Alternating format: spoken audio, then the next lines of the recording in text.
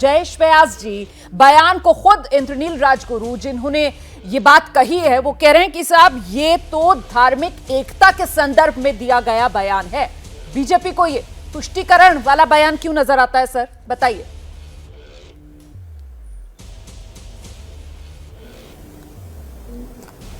रुबिका जी, हम ये बताना चाहेंगे, सोमनाथ वो यह क्षेत्र है जहां पर सोमनाथ की रक्षा करते हुए हजारों शहीद हुए, अपनी यज्ञ में आहुति दे दी।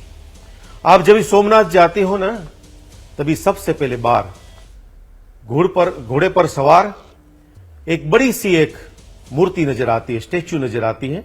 वो है हमीर सिंह जी गोहिल, जिन्होंने सोमनाथ की रक्षा करते करते हुए अपने प्राण की आहुति अपने कई वीरों के साथ वो वीर गति को प्राप्त हुए। हमें आज ये बयान के बारे में एक ही कहते हैं कि कांग्रेस अपना संतुलन में रहे। इनके लिए हो सकती है इलेक्शन एक टूरिज्म, इनके लिए हो सकती है इलेक्शन मैं कांग्रेस के गेस्ट के पास चल रही हूं, अलग तरीके से ट्रीट करने की बात। लेकिन पहले आप मुझे बता दीजिए कि आपको आपत्ति इस बात को लेकर है कि सोमनाथ जिसका एक इतिहास रहा है, इस वजह से सोमनाथ में अल्लाह होने की बात से आपको आपत्ति है? और मैं इसलिए ये सवाल पूछ रही हूं सर क्योंकि ये सब हो रहा है, मैं कहता हूं राष्ट्रपिता बापू की धरती पर जब हम जिनका पसंदीदा भजन कौन सा है आपको पता है ना सर? जयेश व्यास जी, आपको पता है ना राष्ट्रपिता महात्मा गांधी का पसंदीदा भजन कौन सा था? आप बताना चाहेंगे दर्शकों को या मैं बताऊं? आप बताएंगे? हम गुजरात में रहते हैं, मैं हम गुजरात में रहते हैं और मैं इतना पक्का कह सकता हूं कि हम गुजरात को जानते हैं, हम जनता जनार्दन को जानते हैं और हम यहां से ये कह सकते हैं कि धर्म के साथ जुड़ी हुई बातों के साथ कांग्रेस खिलवाड़ न करे। ठीक है, तो मैं स्पष्ट मानता हूं कि जब आप निकलती हो अजमेर शरीफ की ओर, तो आप जब अजमेर शरीफ की ओर निकलती हो तो आपके मन में रहता है कि जहां जाके बाजार पे मैं चादर चढ़ाऊंगी। मैं जब निकलता हूं सोमनाथ की ओर तो मुझे लगता है मैं सोमनाथ दादा के दर्शन करने जा रहा हूं और वहां जाके मैं जल चढ़ाऊंगा, मैं एक जल की लोटी चढ़ाऊंगा महादेव के ऊपर, तो हमारे मन में ये भाव रहता है। ठीक है, अभय दुबे जी कांग्रेस के प्रवक्ता का मैं रुख कर रहे हो। अभय दुबे जी, मतलब ईश्वर अल्लाह तेरो नाम सबको सम्मति दे भगवान, ये भजन तक तो सही है, लेकिन जब आप किसी धार्मिक स्थल को लेकर बयान दे रहे हैं और खासतौर से अगर नेता बयान दे रहे हैं धार्मिक स्थल को लेकर, तो फिर उनको एहतियात बरतनी चाहिए। आपको भी लगता है कि इंद्रनील जी की तरफ से, आपके नेता की तरफ से गलती हो गई?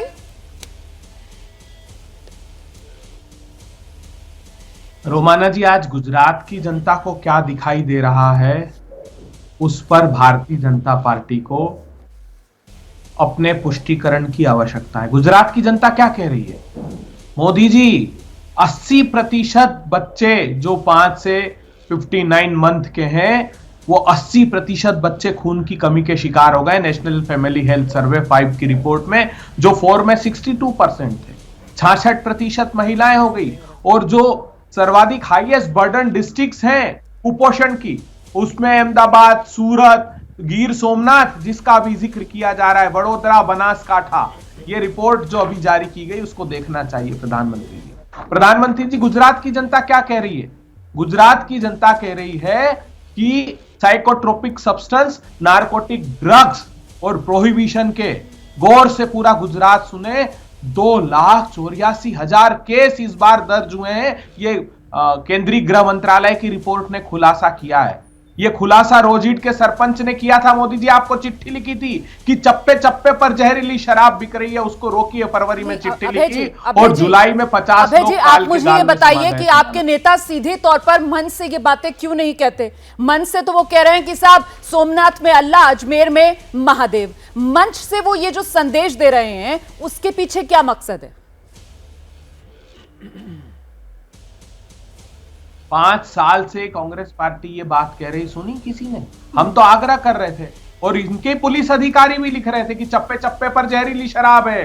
और प्रोहिबिशन ऑफिसर के सरपरस्ती में बिक रही है। आपके चैनल पर आकर कहते हैं अरे इलेक्ट्रिसिटी में सरप्लस स्टेट। फिर इनसे पूछिए कि क्यों मार्च के महीने में नोटिफिकेशन निकाला कि प्रत्येक उद्योग सप्ताह में एक दिन बंद रहेगा क्योंकि 500 मेगावाट की डिफिशियंसी। बताइए ना क्यों हाईकोर्ट को कहना पड़ा कि ट्राइबल राइट एक्ट 18 साल हो गए, ऐसा लगता है कि लागू नहीं किया गया। 1 लाख आदिवासी भाइयों के पट्टे, आजीविका के पट्टे जो कांग्रेस पार्टी ने अधिकार दिया था वो जिले स्तर पर क्यों निरस्त कर दिए प्रधानमंत्री? सर मैं आपसे जानना चाह रही थी कि आखिरकार ये बयान क्यों दिया गया। मैं दोबारा आऊंगी सर, आखिरी बात क्यों, अभी तो शो लंबा चलेगा, दोबारा आपके पास आऊंगी। मैं प्रोफेसर संगीत रागी का रुख करना चाहती हूँ। संगीत रागी जी, आपसे समझना चाहती हूँ कि आखिरकार ये इंद्रनील राजगुरु की तरफ से जो बयान दिया गया है, ये लोग जो हैं वो मुद्दों पर आकर वोट दें, धार्मिक एकजुटता लोगों में बनी रहे, इस मकसद से दिया गया ये बयान है, या फिर धर्म के आधार पर बांटकर वोट लेने की ये कोशिश है?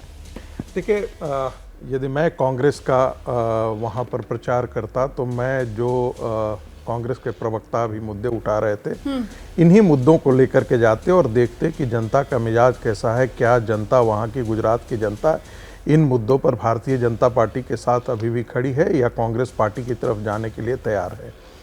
मुझे लगता है कि दूसरी बात जो आप कह रहे हैं, इससे मुझे लगता है कि कांग्रेस पार्टी प्रतिस्पर्धा कर रही है आम आदमी पार्टी के साथ। उनको लगता है कि ज्यों-ज्यों हम इस प्रकार की बातें करेंगे तो उससे मुस्लिम वोटों का एक गोलबंद हिस्सा, एक बड़ा पोलराइजेशन होगा और वो पोलराइजेशन जो है वो संभवतः कांग्रेस पार्टी को के हिस्से आएगा। क्योंकि एक सेकंड आपसे ही सवाल है, आम आदमी पार्टी का आपने जो यहाँ पर जिक्र किया, आम आदमी पार्टी की तो घेराबंदी ये क्या होती है कि साहब आम आदमी पार्टी जो है वो तो बीजेपी की सॉफ्ट हिंदुत्व की लाइन पर आगे बढ़ रही है कि अरविंद केजरीवाल जो मांग करते हैं कि साहब नोटों पर लक्ष्मी गणेश की फोटो छपवाई जाए, अब आप ये कह रहे हैं कि कांग्रेस पार्टी यहाँ पर मुस्लिम तुष्टीकरण में आम आदमी पार्टी का उनको कॉपी कर रही है, वो कैसे? देखिए, मैं ऐसा इसलिए कह रहा हूं कि पिछली बार यदि आप देखेंगे कि कांग्रेस को जो 41% वोट मिला, उसमें एक बहुत बड़ा चंक जो था, कम से कम 70% से ज़्यादा प्रतिशत जो है वोट जो है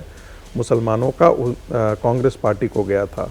और जो भारतीय जनता पार्टी को जो मुसलमानों का वोट आया था वो 7 से 8% के आसपास था गुजरात के चुनाव में।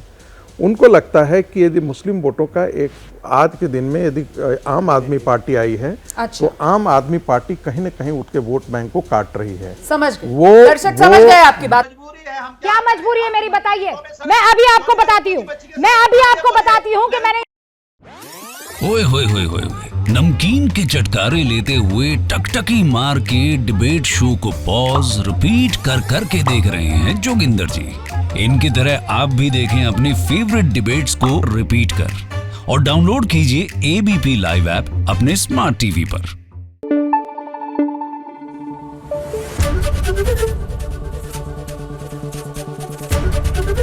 एबीपी न्यूज आपको रखे आगे।